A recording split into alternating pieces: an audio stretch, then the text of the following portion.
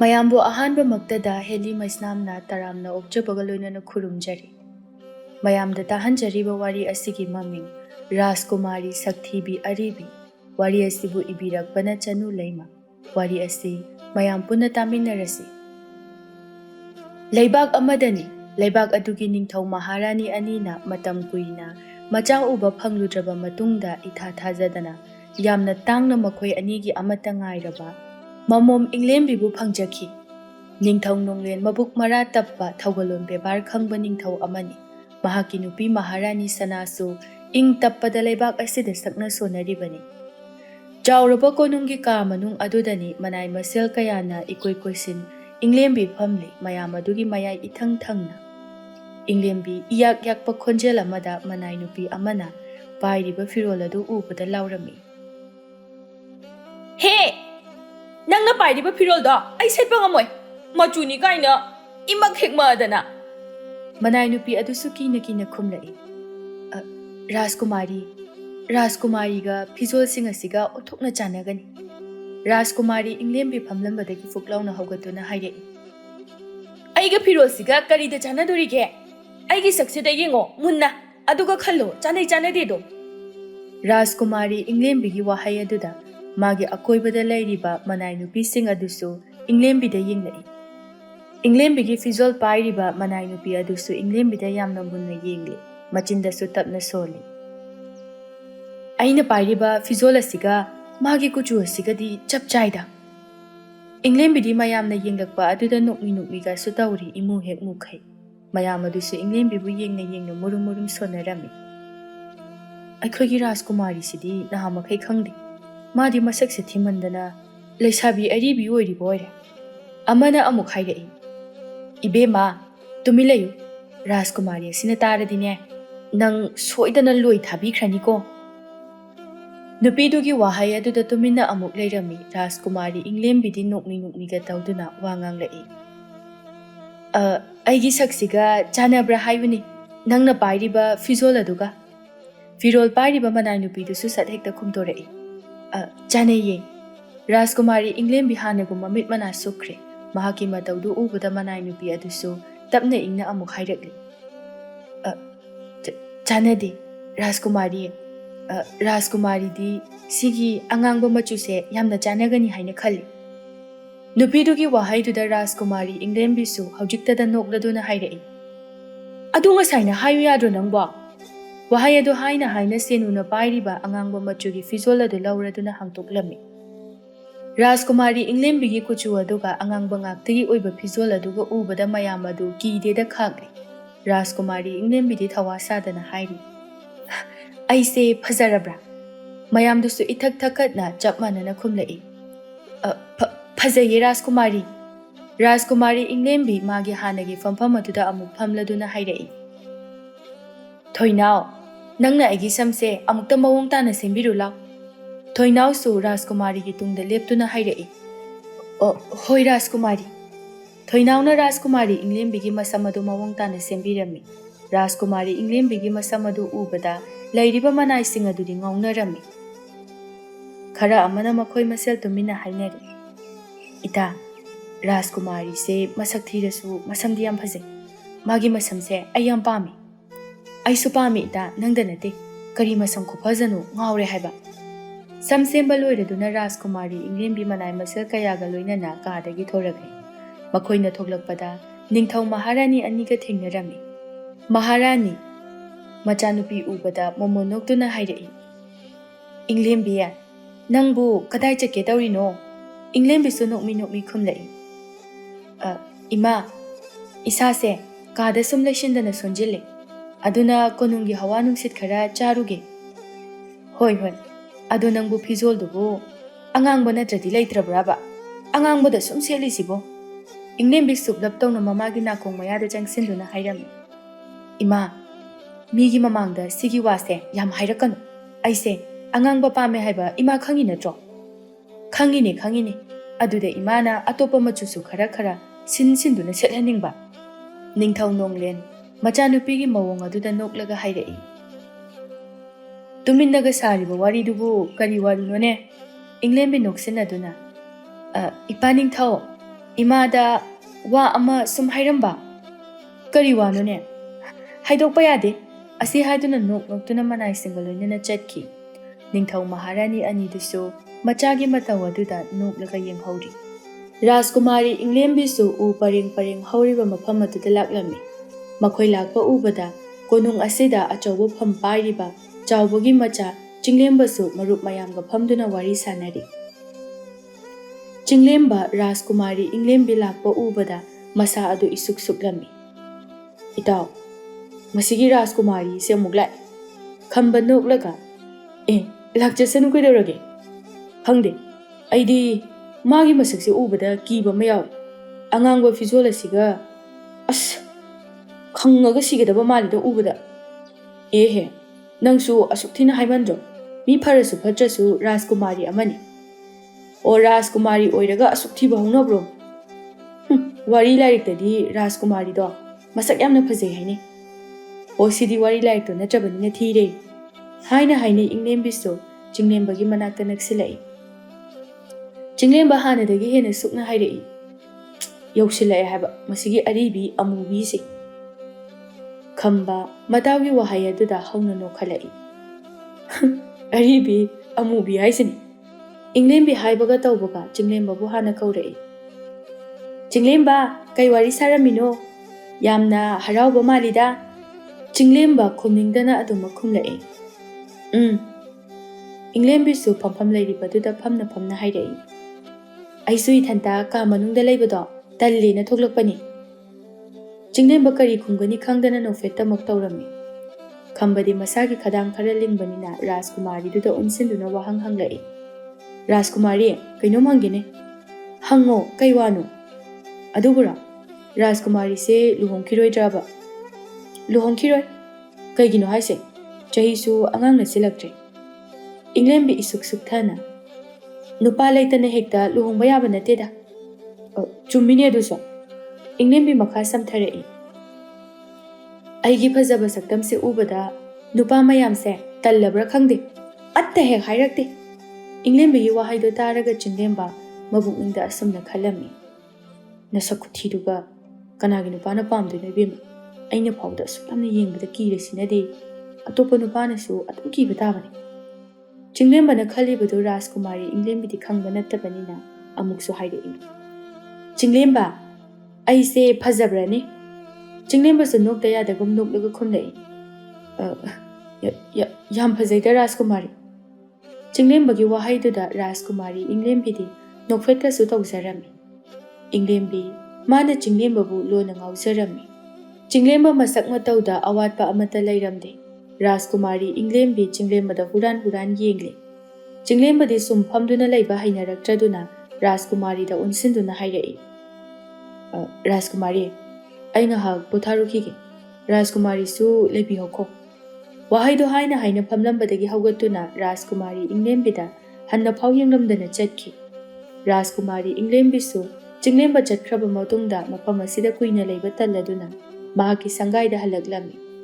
Rajkumari inglembi thoinauda unsinduna hairaklami. Thoinau, aisibu kayam thirage. Kanana thi hairage Rajkumari daba. Theibai natro mamangda atopadagi Rajkumar mayam ama lakre. Lakliba mayam adubu aibu ubada hau thakhe chenkiba ngaktani. Sidabu aisi phajai haigadawribro. Rajkumari makhoina yengba haitabagini.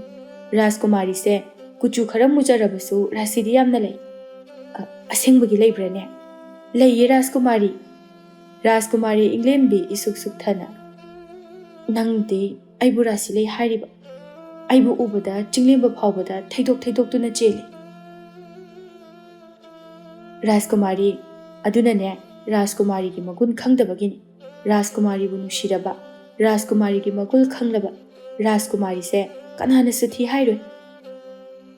Chummine. Ado nangna ai nuksibagiro rasilei haibado. Wahaido haina Rajkumari inglembi do sitha noglami. Asumna numittusu haukirami mathangi numitni.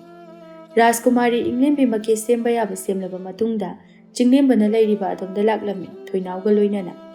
Chinglemba su mathanta pukri mapanduda famduna lairi. Rajkumari Inglembi Thoinaudo onsilaktuna hairei. Thoinau, nang sida leiramuko. Ai Chinglembagi manakta changukige. Hoi Rajkumari.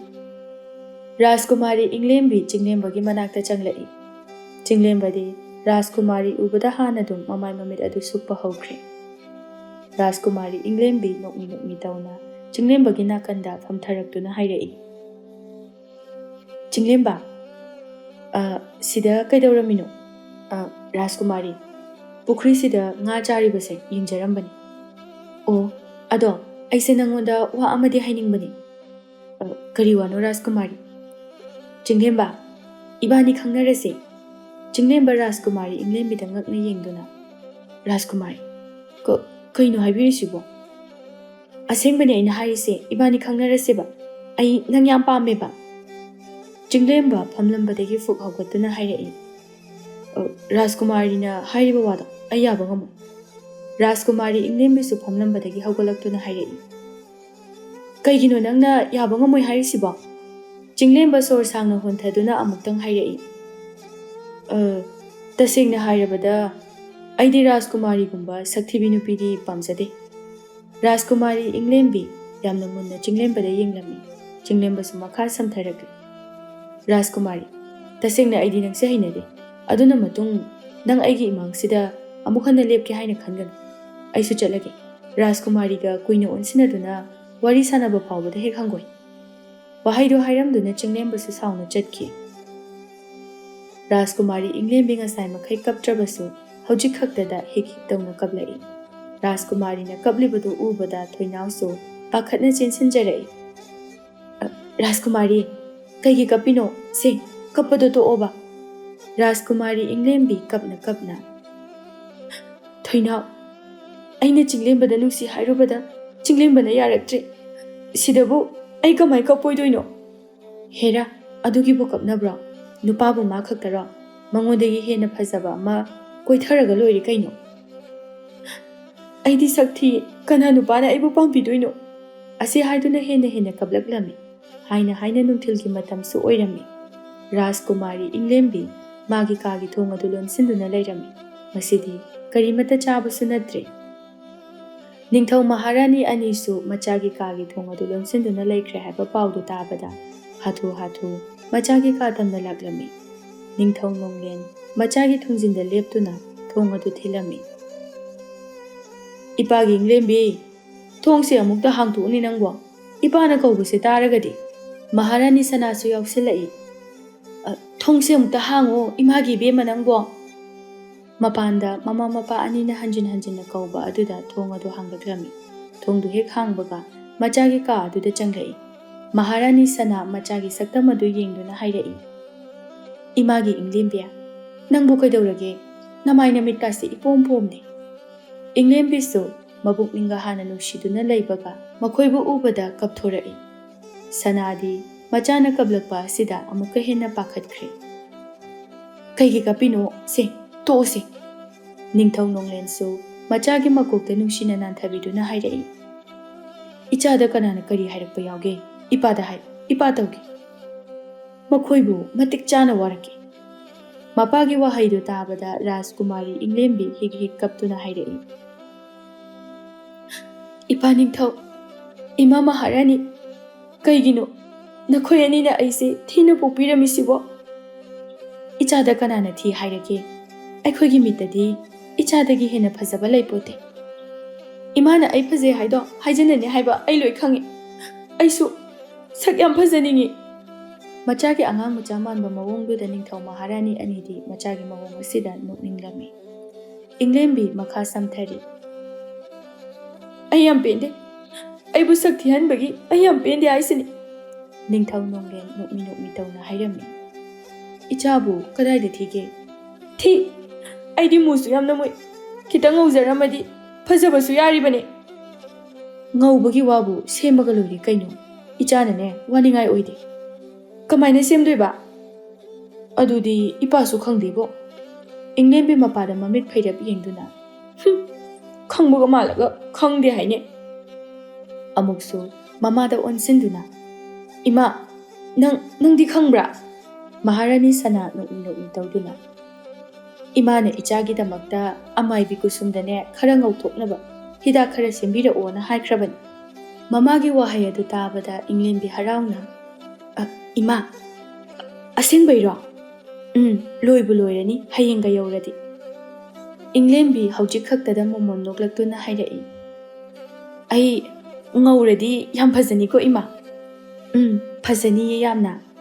Inglembi di haraubana loirami. Ningthau Maharani anisu machagi kadagi thokhirami. Inglembi machinda tapna tapna sonjarami. Aina mayam ngauthora'adi nupa mayam nasu tanarani. Rajkumari Sakthibi mahutta Rajkumari Phajabi haidana maming chatlani ko. Asumna sona nofet chu tawri. Haina numittu su haujinki mathangi numitni. Rajkumari Inglembi mamagi manakta suru nairami ngaunanaba hidak piyu haiduna. Maharani Sana sulikli macha ama makhutta sinarai aduga. Imagi Inglembi masitairadine nungsa mangalda thokpa yade ko. Kaigino ima adudi nungsa mangalda thoadi nang hanadagi hena musilakani. Maram sinane nang masibu tairaba nungsa mangalda thokpa yade. Adudi ima aise dum nungsa mangalda thokpa yararoidro. Maharani na nukmi tawna. Ichana hidak ase taidraba matamda nungsa mangalda thokpa yagani. Rajkumari Inglembi mamagi wahai aduda harauna nokjarami. Asumna Rajkumari Inglembi su numit adudagi kadagi mapanda thoktana adumak leirami. Mahaki manai nupi kayadi Inglembi na mapan thoktana kada sum laikiba asida ngakchana ba phawrami. Nungthil talaki matamni. Thoinau Rajkumari Inglembi ki manakta changsinduna leplari. Rajkumari Inglembi su thoinau ubada hairai. Thoinau kari leiragi nangbo?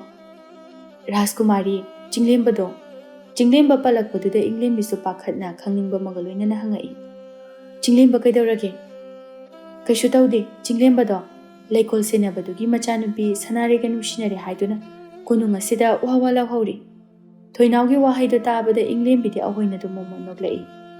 Haima, adugi oireko nang naingoda tamaise. Thoinau madi Rajkumari Inglembi ki nahangkai manadaba mawongduda ngakchana na hangai.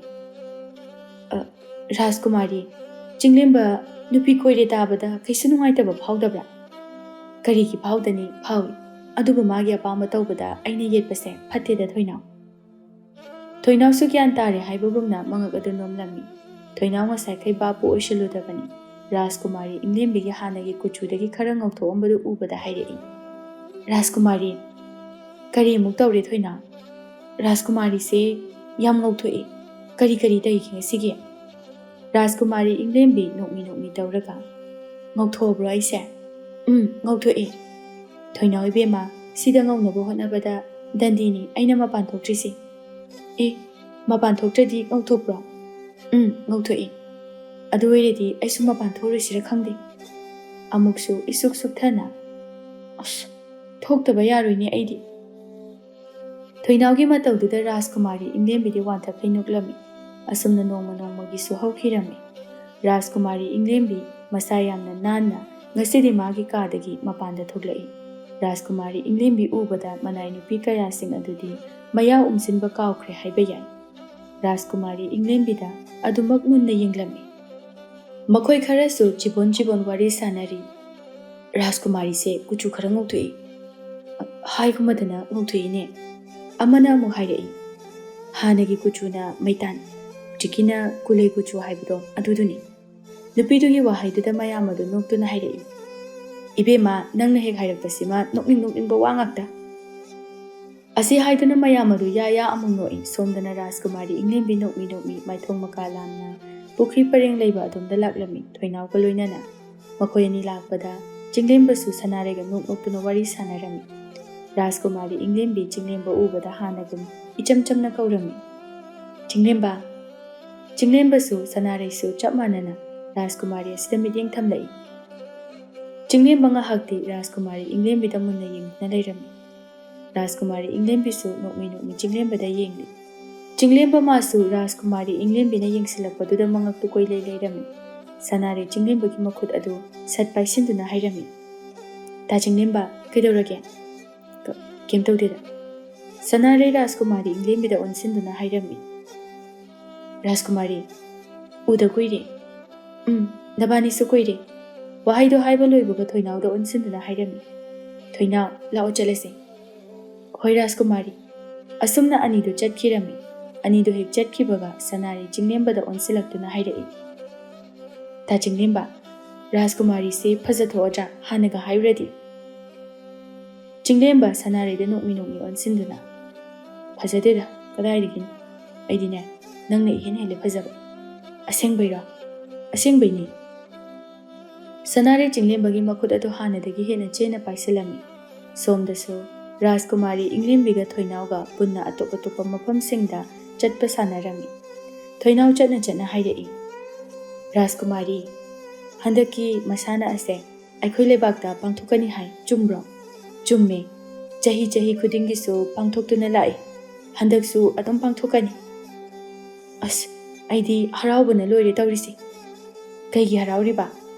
Lakadoriba, Rajkumar Singa Dudagi, I saw my pahogi. Haima, Toinau, Nangsuyahi. Yabanedum. Asi Haiduna no Minarami.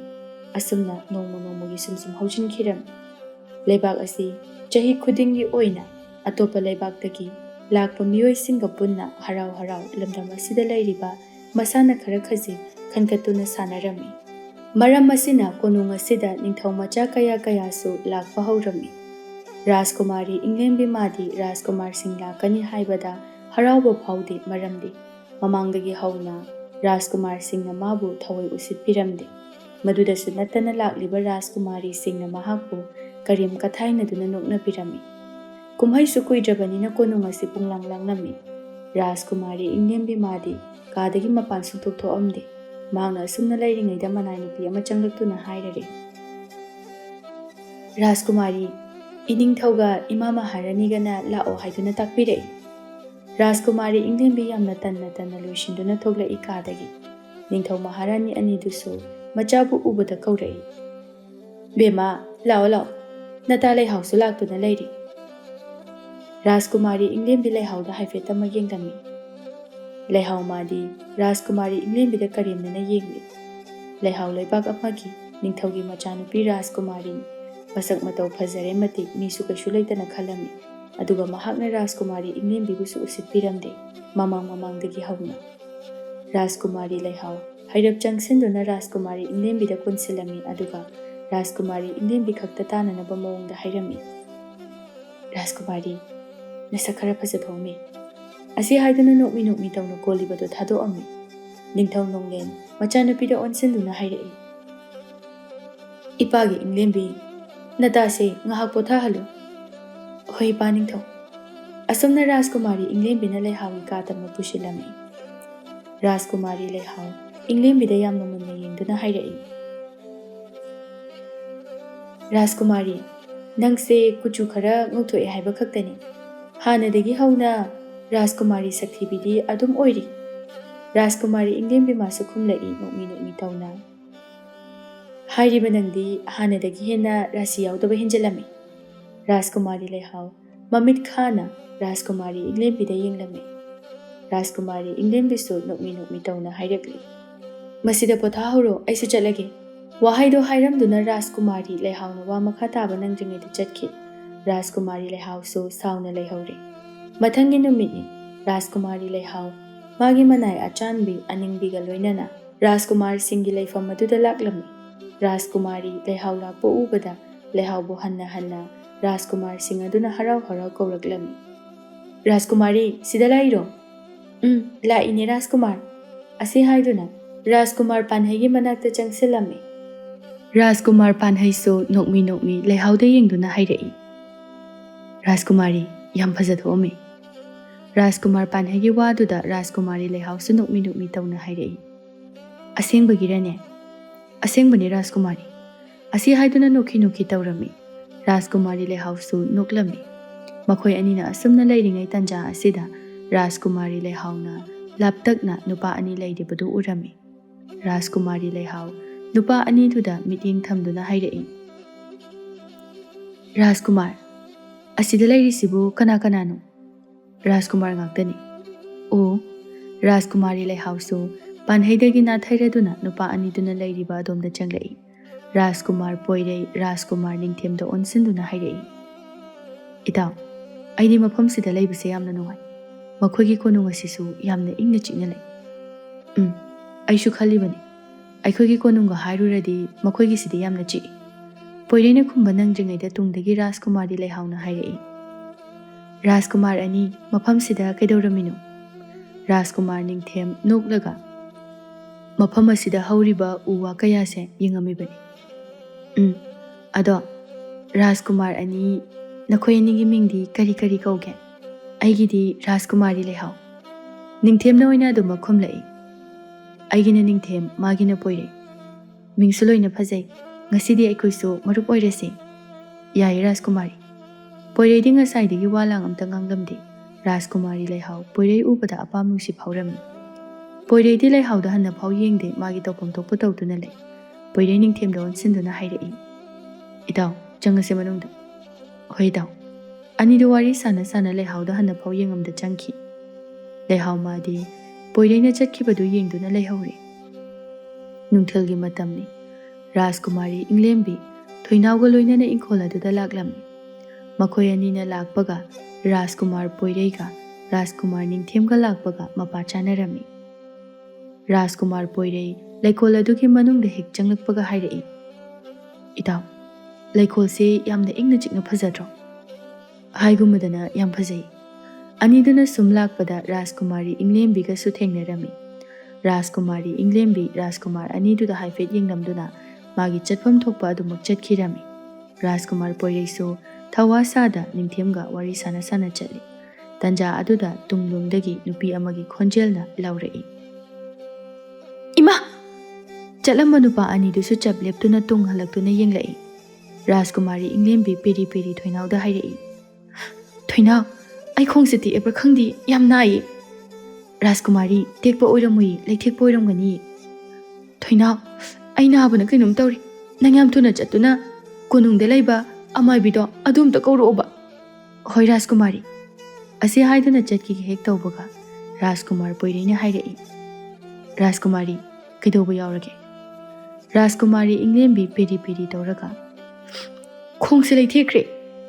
Rajkumar poirei inglembi ki makhong leithekiba jagado paiduna yenglami. Rajkumari sidanabra. Rajkumari inglembi su nai haibagum makok adu nomlami. Rajkumar poirei inglembi ki makhong leithekiba adu semlami. Siwiredi khara pharabra yeng hogolaga. Rajkumari inglembi su tapna hogolaga yenglami aduga maithongda momonok tuna hairai. Thoinaw, ai khongse phari kaisu tawdre. Asengbairo Rajkumari. Asengbaini khongnabusu phakre. Wahaido haina haina Rajkumar poireida onsinduna hairai. Rajkumar bu yam thagachari. Rajkumar poirei nokphetamak tawraduna chatki. Thoinaw su chatkriba Rajkumar aduda yengduna leihauri. Rajkumari, haujiki Rajkumar gi masak khufajado aidi ngauri haiba. Thoinaw, irang yam tawnu lao halasi. Ngatang leki seba. Aidi ngamaroi, isase wabana yadre. Thoinaw su upai laita Rajkumari inglembina haibadumak yarami. Nongma nongmagi sum haukibana numit humni marini haujinki. Rajkumar poirei amadi Rajkumari inglembi makhoi aniso khara khajik kaunarami. Rajkumar poireiga inglembiga kaunnakiba adu ubada leihaudi khoirang khoisaunarami. Poirei amadi inglembi phaminaduna wari sanaringai leihauna changsilaktuna hairai. Nakhoi anidi kari wari sanaramino? Poirei itha thajadana satkhumtorai. Nushi wari sanarini. Poireigi wahaido tabada inglembi dingakna poireida yenglami. Leihaudi henna henna sauningba haibadu oirami. Leihau noksinaduna hairai. Rajkumar, nasada yam phajaraga karigi Rajkumari Sakthibi Aribi siga kamai koinaramino? Leihaugi wahaido tabada inglembi ikai nungsi yanarami. Poireidi kaisu thausadana khumtorei. Rajkumari, aigi mitadi mangondagi henna phajaba laipote. Aduga nupina hanbu lauradi silpai hainai. Aduna aigidi chapchari. Poiregi wahaido tabada leihaudi khumba sungamda sauna chatki. Inglembidi mathamoida poireibu thagatpa phongdokcherami. Asumna mayamna ngairakpa kumhai numit adusu yoraklami. Rajkumar Rajkumari singsu ꯀꯨꯝꯍꯩ ꯑꯁꯤ ꯌꯦꯡꯅꯅꯕ ꯃꯁꯥ ꯅꯥꯟꯅ ꯐꯤꯖꯦꯠ ꯂꯩꯇꯦꯡ set ꯆꯥꯗꯨꯅ ꯂꯩꯔꯤ꯫ ꯔꯥꯖꯀꯨꯃꯥꯔꯤꯁꯤꯡꯗꯤ ꯃꯀꯦ ꯁꯦꯝꯕ ꯌꯥꯕ ꯁꯦꯝꯂꯝꯃꯤ, ꯅꯨꯡꯊꯤꯜꯒꯤ ꯃꯇꯝꯁꯨ ꯑꯣꯏꯔꯗꯨꯅ ꯁꯥꯟꯅꯕꯁꯨ ꯍꯧꯔꯝꯃꯤ꯫ ꯔꯥꯖꯀꯨꯃꯥꯔꯤ ꯏꯪꯂꯦꯝꯕꯤꯁꯨ ꯉꯁꯤꯗꯤ ꯑꯁꯨꯛꯀꯤ ꯃꯇꯤꯛ ꯐꯖꯔꯝꯃꯤ꯫ ꯃꯍꯥꯛꯄꯨ ꯔꯥꯖꯀꯨꯃꯥꯔꯁꯤꯡꯅ ꯂꯣꯟꯅ ꯂꯣꯟꯅ ꯌꯦꯡꯖꯔꯤ꯫ ꯃꯗꯨꯒꯤ ꯃꯔꯛꯇ ꯔꯥꯖꯀꯨꯃꯥꯔ ꯄꯣꯏꯔꯩ ꯑꯃꯗꯤ ꯆꯤꯡꯂꯦꯝꯕꯁꯨ ꯌꯥꯎꯔꯝꯃꯤ꯫ ꯄꯣꯏꯔꯩ ꯋꯥꯈꯜꯗ ꯈꯜꯂꯝꯃꯤ, ꯔꯥꯖꯀꯨꯃꯥꯔꯤ ꯏꯪꯂꯦꯝꯕꯤꯁꯦ ꯐꯗꯤ ꯐꯖꯕꯖꯥꯠꯅꯤꯀꯣ꯫ ꯋꯥꯈꯜꯗꯨ ꯈꯟꯅ ꯈꯟꯅ ꯅꯣꯛꯃꯤ ꯅꯣꯛꯃꯤ ꯇꯧꯔꯝꯃꯤ꯫ ꯆꯤꯡꯂꯦꯝꯕ ꯃꯥꯁꯨ ꯋꯥꯈꯜ ꯑꯗꯨ ꯈꯟꯗꯕ ꯅꯠꯇꯦ꯫ ꯔꯥꯖꯀꯨꯃꯥꯔꯤ ꯏꯪꯂꯦꯝꯕꯤꯁꯦ ꯌꯥꯝ ꯐꯖꯔꯝꯃꯤ ꯉꯁꯤꯗꯤ꯫ ꯋꯥꯈꯜ ꯑꯗꯨ ꯈꯟꯅ ꯈꯟꯅ ꯏꯪꯂꯦꯝꯕꯤꯗ ꯌꯦꯡꯕꯁꯨ ꯂꯦꯞꯂꯝꯗꯦ꯫ ꯁꯣꯝꯗꯅ ꯔꯥꯖꯀꯨꯃꯥꯔꯤ ꯏꯪꯂꯦꯝꯕꯤꯗꯤ ꯁꯥꯟꯅꯔꯤꯕꯁꯤꯡ ꯑꯗꯨ ꯊꯋꯥꯏ ꯇꯥꯅ ꯌꯦꯡꯂꯝꯃꯤ꯫ ꯑꯁꯨꯝꯅ ꯁꯥꯟꯅꯕ ꯂꯣꯏꯔꯕ ꯃꯇꯨꯡꯗꯅꯤ ꯅꯤꯡꯊꯧ ꯅꯣꯡꯂꯦꯟꯅ ꯁꯥꯟꯅꯕ ꯌꯥꯎꯕꯁꯤꯡꯗ ꯑꯍꯥꯜ ꯑꯀꯣꯟ ꯅꯥꯏꯅ ꯃꯅꯥ ꯄꯤꯔꯕ ꯃꯇꯨꯡꯗ ꯂꯩꯔꯤꯕ ꯃꯌꯥꯝꯒꯤ ꯃꯐꯝꯗ ꯋꯥ ꯈꯔ ꯍꯥꯏꯔꯝꯃꯤ꯫ ꯃꯌꯥꯝ, ꯑꯩꯒꯤ ꯏꯆꯥ ꯔꯥꯖꯀꯨꯃꯥꯔꯤ ꯑꯁꯦ ꯑꯩꯒꯤ ꯃꯔꯨꯞ ꯅꯤꯡꯊꯧ ꯑꯍꯦꯟꯕꯒꯤ ꯑꯃꯠꯇ ꯄꯣꯛꯆꯕ ꯃꯆꯥ ꯔꯥꯖꯀꯨꯃꯥꯔ ꯄꯣꯏꯔꯩꯗ ꯊꯥꯖꯔꯕꯅꯤ꯫ ꯉꯁꯤ ꯍꯥꯏꯕ ꯅꯨꯃꯤꯠ ꯑꯁꯤꯗꯒꯤ ꯃꯄꯥꯅ ꯂꯥꯎꯊꯣꯔꯛꯂꯤꯕ ꯋꯥꯗꯨ ꯇꯥꯕꯗ ꯔꯥꯖꯀꯨꯃꯥꯔꯤ ꯏꯪꯂꯦꯝꯕꯤꯗꯤ ꯇꯤꯡꯉꯛ ꯇꯤꯡꯉꯛ ꯂꯩꯔꯝꯃꯤ꯫ ꯅꯤꯡꯊꯧ ꯑꯍꯦꯟꯕꯁꯨ ꯅꯣꯛꯃꯤ ꯅꯣꯛꯃꯤ ꯇꯧꯅ ꯍꯥꯏꯔꯛꯏ꯫ ꯅꯤꯡꯊꯧ ꯅꯣꯡꯂꯦꯟꯅ ꯍꯥꯏꯕꯒꯤ ꯃꯇꯨꯡ ꯏꯟꯅ ꯉꯁꯤꯗꯒꯤ ꯏꯇꯥꯎ ꯅꯤꯡꯊꯧꯒꯤ ꯃꯆꯥꯅꯨꯄꯤꯁꯦ ꯑꯩꯒꯤ ꯏꯃꯧ ꯑꯣꯏꯔꯕꯅꯤ꯫ ꯏꯃꯧꯗ ꯅꯠꯇꯦ, ꯑꯩꯒꯤꯗꯤ ꯏꯆꯥ ꯅꯤꯡꯉꯣꯜꯃꯛꯅꯤ ꯍꯥꯏꯅ ꯈꯜꯂꯕꯅꯤ꯫ ꯃꯄꯥ ꯑꯅꯤꯒꯤ ꯋꯥꯍꯩꯗꯨ ꯇꯥꯕꯗ ꯅꯨꯄꯥ ꯅꯨꯄꯤ ꯑꯅꯤꯗꯨꯁꯨ ꯁꯠ ꯁꯠ ꯌꯦꯡꯅꯗꯨꯅ ꯅꯣꯛꯃꯤ ꯅꯣꯛꯃꯤ ꯇꯧꯔꯝꯃꯤ꯫ ꯂꯩꯍꯥꯎꯗꯤ ꯁꯥꯎꯅ ꯃꯨꯔꯨꯝ ꯃꯨꯔꯨꯝ ꯁꯣꯜꯂꯝꯃꯤ꯫ ꯔꯥꯖꯀꯨꯃꯥꯔꯤ ꯁꯛꯊꯤꯕꯤ ꯑꯔꯤꯕꯤꯁꯤꯅ ꯑꯉꯥꯡ ꯃꯁꯛ ꯐꯖꯕꯗ ꯂꯩꯈꯤꯗꯣꯔꯤ꯫ ꯑꯩꯗꯤ ꯊꯃꯣꯏ ꯀꯥꯏꯍꯧꯕ ꯅꯠꯇꯅ ꯎꯄꯥꯏ ꯂꯩꯇꯦ꯫ ꯑꯁꯤ ꯍꯥꯏꯗꯨꯅ ꯄꯦꯔꯤ ꯄꯦꯔꯤ ꯇꯧꯔꯝꯃꯤ꯫